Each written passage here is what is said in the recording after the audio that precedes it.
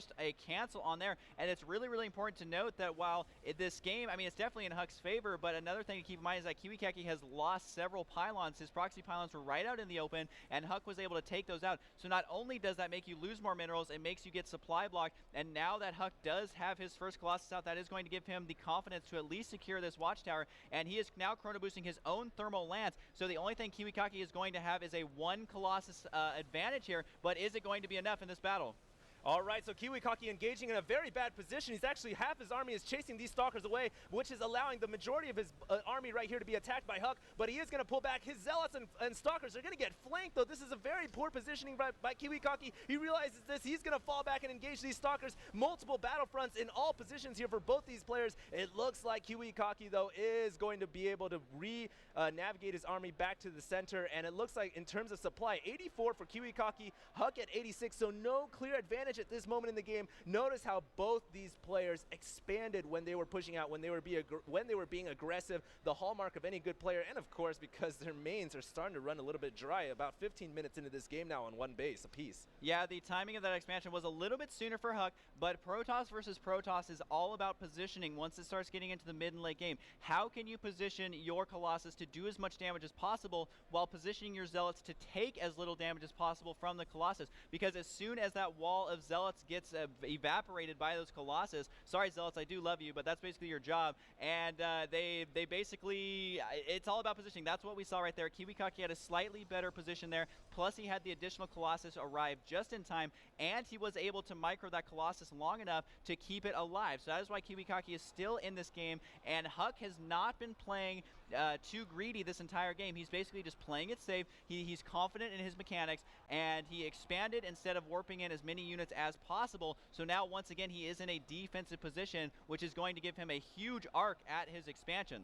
All right, Kiwikaka here starting to be aggressive. He's moving in with his 3 Colossus. All these Colossus do have range as well as HuK's, and it is going to be War of the Worlds here, ladies and gentlemen. Who can come out ahead? Looks like HuK is going to push forward. This could be a bad position. All his forces getting caught out in the open. Those Zealots are just getting decimated by those Colossi, and a lot of them in the red. Their shields are all depleted for sure, and Kiwikaka here is playing brilliantly, just luring out all these Zealots. I'm not sure if HuK has the advantage here. It's going to be a very close battle. None of the sentries even using their force fields or anything, just some Guardian shields to help out. It looks like Kiwikaka has the Colossus advantage, but no, he's going to have to engage these 4 in the south, and I think that somehow, someway, perhaps HuK is going to be able to hold on to this. Kiwikaka still being aggressive. None of the players really committing any more past this little hole, this cavern, and it looks like both players are just going to fall back for now. Talk about an edge-of-your-seat battle there. Everyone at MLG is sitting on the floor. I don't know how you stay on the edge of the floor, but regardless, that was a pretty epic battle, and it does look like HuK is trying. Apparently, there was a pylon up here at that natural notch. I don't think there was too much damage dealt there because both players still able to macro up evenly, although the income tab is definitely showing that HuK was able to saturate his expansion much more quickly, and he apparently has less harvesters, but still has a higher income there. So, oh, that's because there's about 1 million idle probes sitting in Kiwikaki's base. That explains it, and that battle, though, was really, really close. Both players at the end were like, man, I don't know which way is this going to go, so they both decided to back up. I don't know if we've seen a single Colossus die simply because of the good micro. HuK now, though, does have 5 Colossus, while his opponent, Kiwikaka, only has 4. All right, we do see a slight divergence here as HuK has decided to go for a fast forge and get +1 weapons, whereas Kiwikaka has decided to get an additional, Kiwikaka now getting a forge of his own, and he did get an additional robotics facility as well.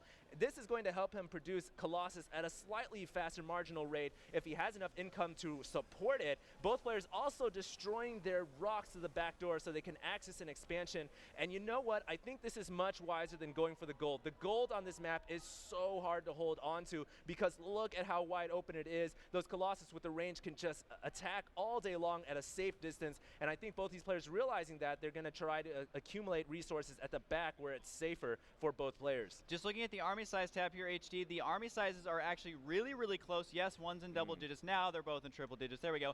102 to 103, and the army size value is almost identical. And if you look at the units lost tab as well, they are pretty pretty close. I mean, the game's going on longer and longer, so only 400 minerals difference there. So this is anybody's game at this point to win or lose. Again, it's going to come down to the positioning of those Colossus and how long you can keep your Zealots alive to protect those Colossus. One thing I did like about Kiwikaka, though, is that he was focus firing with those Colossus very, very well. Now, both players are working on their one attack upgrade. Another thing about Protoss versus Protoss is who can get out that first upgrade. There have been many games lost and won because, again, it's all about those Colossus. Once they get that one attack upgrade, that is more splash damage and it kills the army much more quickly. However, both players are getting that early upgrade, so unless Kiwikaka utilizes his advantage with that early upgrade, it's going to be pretty even.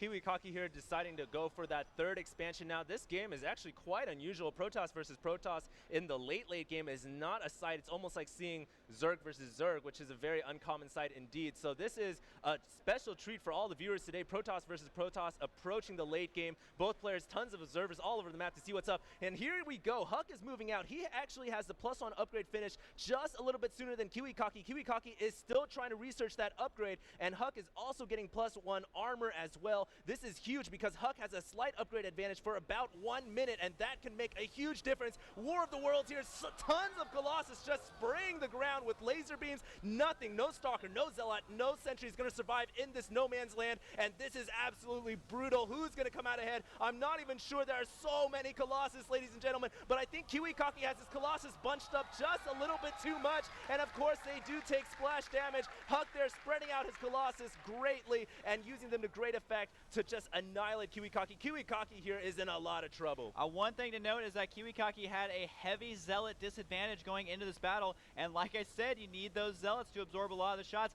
That is why HuK's Colossus, most of them, I don't even know how many he lost, and there's Kiwikaka's GG. So HuK able to come back from a deficit and go 2-0 in those last games to basically, you know, come out ahead and win that series.